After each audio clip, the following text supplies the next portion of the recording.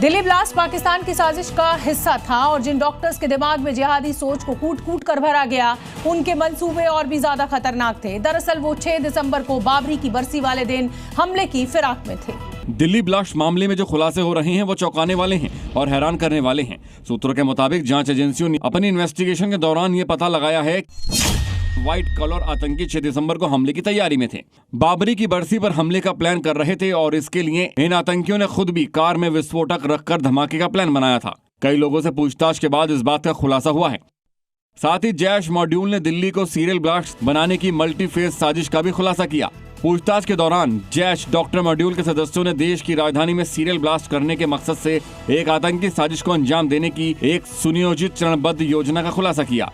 लेकिन मुजम्मिल के पकड़े जाने से आतंकियों के सारे मंसूबों में पानी न फिर जाए और एजेंसियों के एक्शन के बाद उमर डर गया। प्लान में बदलाव करना पड़ा। उमर को इस बात की चिंता थी कि उसके जुटाए हुए विस्फोटक एजेंसियों के हाथ न लग जाएं। खबरों के मुताबिक असली योजना अगस्त 2025 में हमले करने की थी, लेकिन प्लानिंग में देरी की वजह से साजिश को एक नई तारीख यानी 6 दिसंबर को बाबरी मस्जिद विध्वंस की बरसी के दिन चुना गया। और चलिए अब आपको बताते हैं कि आखिर उमर का टेरर मॉड्यूल सबसे घातक है। कहानी किस वेब सीरीज जैसी लगती है, लेकिन जिस दिन गिरफ्तारियां होती हैं, विस्फोटक की बरामदगी होती है, उसी दिन ये धमाका हो जाता है। कई राज्यों में डॉक्टर्स का नेटवर्क फैला हुआ है। तुर्की से हैंडलर्स का कनेक्शन भी सामने आया है। भारी मात्रा में यहां से विस्फोटक भी बरामद किया गया है। सीरियल धमाकों की साजिश अब खुलकर सामने आ रही है। ब्लास्ट से जुड़ी कारें यहां बरामद हुई हैं। महिला आतंकी एक प्रमुख किरदार है। बड़े शिक्षण संस्थानों से भी कनेक्शन जुड़ता नजर आ रहा है। देखिए, उमर का जो टेरर मॉड्यूल है वो ग्राफिक्स के जरिए आपके सामने बड़े शिक्षण संस्थानों से कनेक्शन सामने आ रहा है। और इस समय की एक और बड़ी खबर आपको बता दें, आतंकी आदिल से जुड़ी हुई ये बड़ी खबर। धमाके से पहले दिल्ली आया था आदिल, फ्लाइट पकड़कर दिल्ली आया था आदिल। फ्लाइट टिकट आदिल के घर के बाहर मिला है।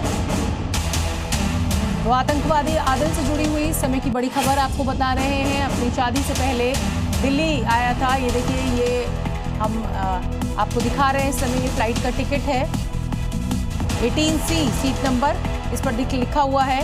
10 दिन पहले ये दिल्ली आया था आदिल, फ्लाइट पकड़कर दिल्ली आया था। और ये देखिए फ्लाइट का टिकट मैं आपको इस समय दिखा रही हूँ टीवी स्क्रीन पर। खालिद हुसैन जी न्यूज संवाददाता मेरे साथ लाइव जुड़ रहे हैं। खालिद, इस खबर को लेकर क्या अपडेट है?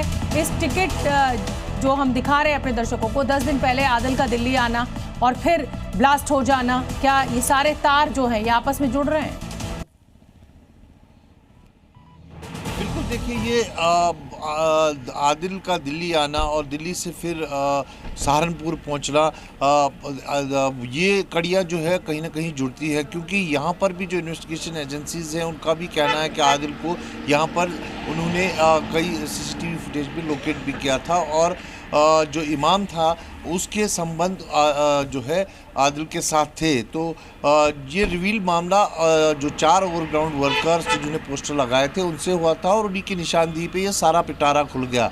और अब ये इंटरस्टेट टेरर मॉड्यूल नहीं बल्कि इंटरनेशनल टेरर मॉड्यूल की शक्ल में सामने आया, क्योंकि इसके तार तुर्की, बांग्लादेश, नेपाल, पाकिस्तान हर जगह से मिलते दिख रहे हैं। और तफ्तीश जो है वो भी हर जगह से होती दिख रही है, क्योंकि अगर आदिल के भाई की बात करें, डॉक्टर मुजफ्फर, जो 2 महीने पहले यहाँ से अचानक दुबई चला गया है और उस एंगल को भी इन्वेस्टिगेट किया जा रहा है कि वो अचानक कश्मीर से दुबई क्यों चला गया और क्या दुबई में वो किसी हैंडलर से मिला या फिर उसने पाकिस्तान जाकर हैंडलर से मुलाकात की। इस एंगल को भी कहीं ना कहीं टटोला जा रहा है। बिल्कुल जाहिर सी बात है कि पुलिस अब कोई भी रिस्क नहीं लेना चाहती है खालिद। हर एक कड़ी को, हर एक साक्ष्य को, हर एक छोटे से छोटे सुराग को इस समय तलाशा जा रहा है। बहुत बहुत धन्यवाद खालिद आपका।